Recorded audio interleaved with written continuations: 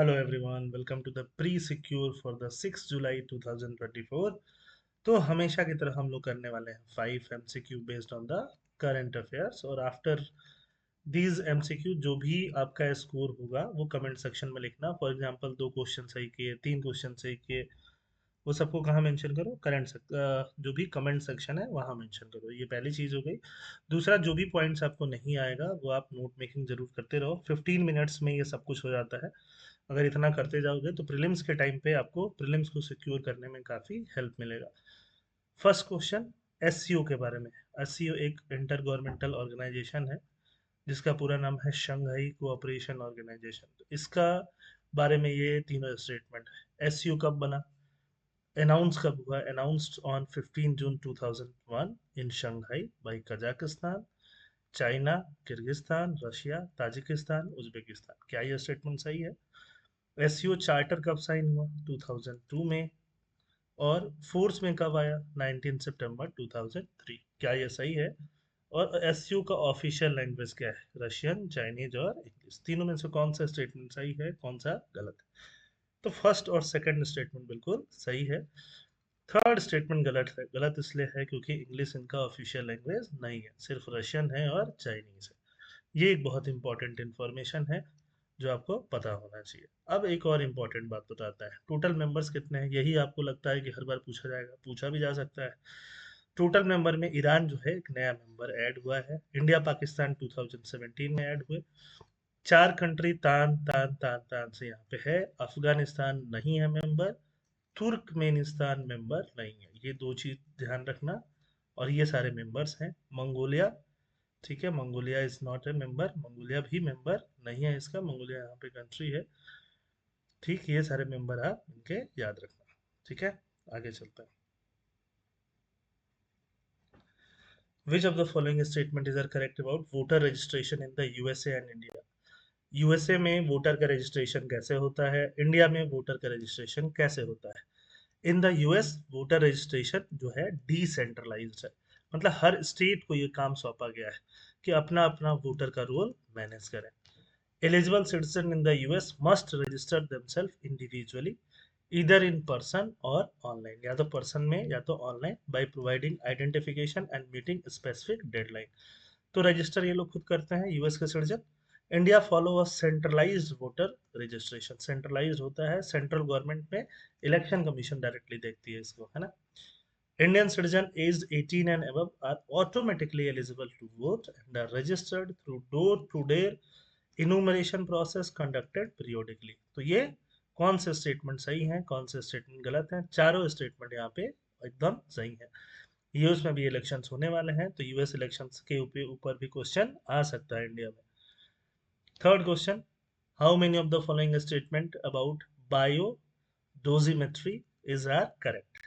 Biodosimetry is the determination of the amount of radiation to which an individual was exposed. Biodosimetry, है ना, इन तीन word से बना है। बायोलॉजिकल डोज कितना गया बॉडी के अंदर, तो रेडिएशन का किसी बायोलॉजिकल बॉडी में कितना डोज गया, तो ऑब्वियसली पहला स्टेटमेंट सही है। कैसे पता चलेगा? ब्लड सैंपल से, यूरिन सैंपल से, हेयर से। ठीक है, बिल्कुल सही है। Biodosimetry is particularly useful in radiological event where the exposed individual do not carry any personal radiation monitoring devices। कोई भी exposed person personal radiation device नहीं लेके गया, तो क्या क्या रेडियोलॉजिकल इवेंट जैसे न्यूक्लियर बन रहा है, ऐसा कुछ हो रहा है ना, वहाँ पे उसको पता चल जाएगा। तो यहाँ पे भी तीनों स्टेटमेंट सही हैं, तीनों स्टेटमेंट सही हैं, तो आंसर क्या आएगा? सी आ जाएगा। चार स्टेटमेंट तो है भी नहीं, चार स्टेटमेंट होते।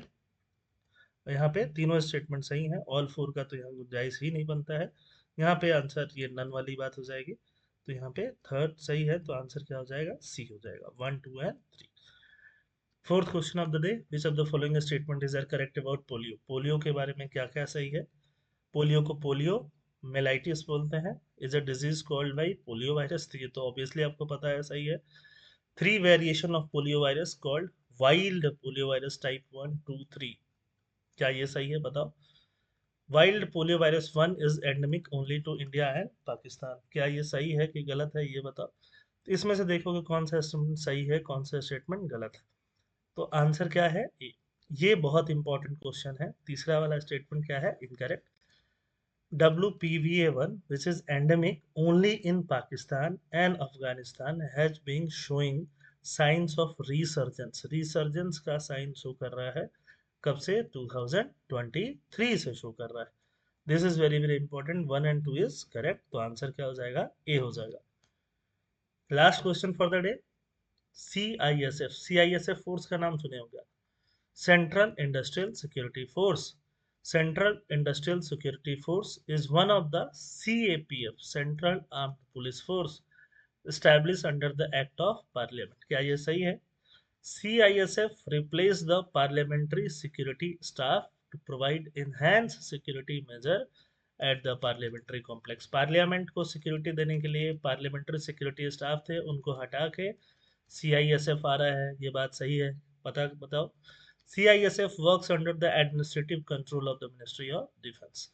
फर्स्ट सेकंड सही है, थर्ड गलत है। डिफेंस की जगह क्या होना चाहिए था? होम मिनिस्ट्री होना चाहिए था, होम अफेयर्स होता तो सही होता है ना। जो भी CAPF है, होम अफेयर्स, होम मिनिस्ट्री के अंदर काम करते हैं, तो आंसर इज 1 and 2। ठीक, third is incorrect. Very important, क्योंकि पहले देखो लास्ट ईयर पार्लियामेंट के अंदर सिक्योरिटी ब्रीच हुआ है, कुछ महीनों पहले ही हुआ। सिक्योरिटी ब्रीच में कुछ लोग अंदर घुस गए और गैस वैस छिड़क रहे थे 2 लोगों का। उसके बाद से अभी नया पार्लियामेंट जब स्टार्ट हुआ तो पार्लियामेंट्री सिक्योरिटी स्टाफ को हटा दिया गया है और उनका जगह किसने लिया है? CISF ने। This is again very important. Polio वाला भी वेरी इंपॉर्टेंट। ये सब नोट मेकिंग करते जाओ, मैं बता रहा हूँ एग्जाम के टाइम पे you will be very happy. ठीक, सॉरी। तो हो गया, बस यही था, नोट मेकिंग कर लो और सारे क्वेश्चन खत्म हुए। कमेंट सेक्शन में बताओ कि हाउ मच यू स्कोर्ड, और इसका PDF कहाँ मिलेगा? हमारे टेलीग्राम चैनल पे, जिसका लिंक डिस्क्रिप्शन बॉक्स में। थैंक यू, जय हिंद।